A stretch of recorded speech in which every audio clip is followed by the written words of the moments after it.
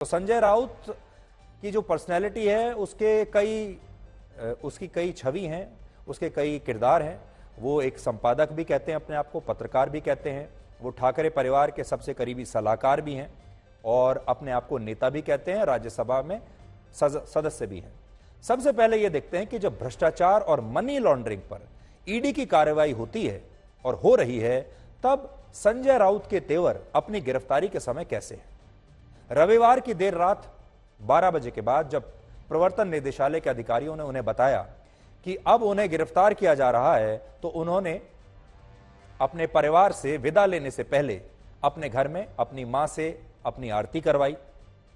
एक जमाने में जब राजा महाराजा युद्ध पर जाया करते थे तो घर की महिलाएं, माएं या उनकी पत्नियां इसी तरह उनकी आरती उतारा करती थीं और वो अपनी मां के आशीर्वाद लेकर फिर युद्ध पर जाते थे। जैसे संजय राउत आज दिखा रहे हैं कि जैसे वो किसी बहुत बड़े युद्ध पर जा रहे हैं और वो युद्ध इस देश को बचाने के लिए है, इस देश की रक्षा के लिए है।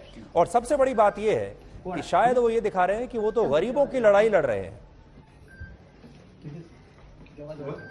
तो गरीबों की लड़ाई कैसे लड़ रहे हैं और कैसे गरीबों का ही हक उन्होंने मार लिया, आज हम आपको ये बताएंगे। अब जरा सोचिए, क्या कोई आरोपी जिस पर भ्रष्टाचार के संगीन आरोप हो, हवाला के लेन देन में सहयोग का आरोप हो, वो ईडी की गिरफ्तारी से पहले अपनी इस समय आरती क्यों उतरवाएगा। अपनी आरती उतरवाते हुए उन्होंने वीडियो बनवाया और आजकल तो आप जानते हैं सोशल मीडिया का जमाना है, वीडियो बनाकर उन्होंने सोशल मीडिया पर डाल दिया और वायरल करवा दिया। दरअसल करप्शन की जांच कर रही एजेंसी को पॉलिटिकल टूल साबित करने की कोशिश यहीं से शुरू हो जाती है। संजय राउत ने अपनी आरती ऐसे उतरवाई जैसे वो किसी जंग पर जा रहे हों और उसमें वो विजयी होकर लौटने का भरोसा भी रखते हैं। अब उनकी एक और तस्वीर देखिए। जब संजय राउत को ईडी के अधिकारी लेकर जा रहे थे गिरफ्तार करके, तब उनके हाव भाव पर गौर कीजिए। संजय राउत ने एक भगवा कपड़ा अपने गले में लपेट रखा था, जो कि आप समझिए कि शिवसेना का सूचक है। जैसे ही वो घर से बाहर निकले, वो अपने दोनों हाथ लहराते हुए, देखिए दोनों हाथ ऊपर कर रहे हैं, भगवा कपड़ा जो है उसको लहरा रहे हैं। कभी एक तरफ देखकर हाथ हिलाते हैं, कभी दूसरी तरफ मुड़कर हाथ हिलाकर कैमरों का अभिवादन करते हैं। और ये तस्वीरें अगर आप जब देखेंगे तो आपको ऐसा लगेगा कि शायद हजारों की भीड़ उनके आसपास खड़ी हुई है, जबकि हजारों नहीं, शायद सैकड़ों लोग भी वहां पर नहीं हैं। और इन सैकड़ों लोगों में भी ज्यादातर लोग तो मीडिया के लोग हैं जो कैमरे पकड़कर उनके सामने खड़े हैं। देखिए, मुझे नहीं लगता कि महाराष्ट्र में या मुंबई में कोई भी आम व्यक्ति, कोई भी गरीब आदमी संजय राउत का समर्थन करने के लिए सड़कों पर उतरा है। लेकिन संजय राउत दिखा ऐसे रहे हैं जैसे हजारों लाखों की भीड़ वहां पर इकट्ठा हुई है, जबकि कैमरों के अलावा वहां कोई नहीं है। ईडी के अधिकारियों के साथ जाते हुए एक बार तो संजय राउत कार के सनरूफ से भी बाहर निकल आए, जैसे आप देख रहे हैं।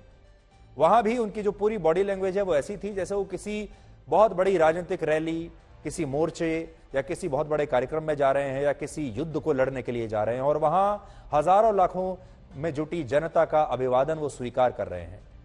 उनकी जो पूरी बॉडी लैंग्वेज है वो आपको ऐसा लगेगा जैसे वो बहुत बड़े जननायक हैं।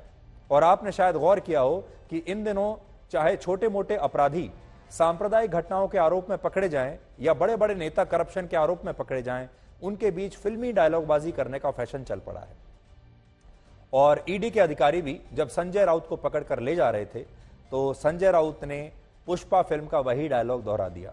संजय राउत का वो हाव भाव और वो बयान आज पूरे देश को ध्यान से देखना चाहिए और फिर तय करना चाहिए कि संजय राउत को आज आप कैसे आंकते हैं, एक जननायक की तरह या एक अपराधी की तरह। मेरे खिलाफ जिस प्रकार से झूठी कार्रवाई, झूठे कागज, झूठे एविडेंस लोगों को मार मार कर पीट पीट कर बनाए जा रहे हैं, ये सिर्फ महाराष्ट्र को कमजोर करने के लिए, शिवसेना को कमजोर करने के लिए।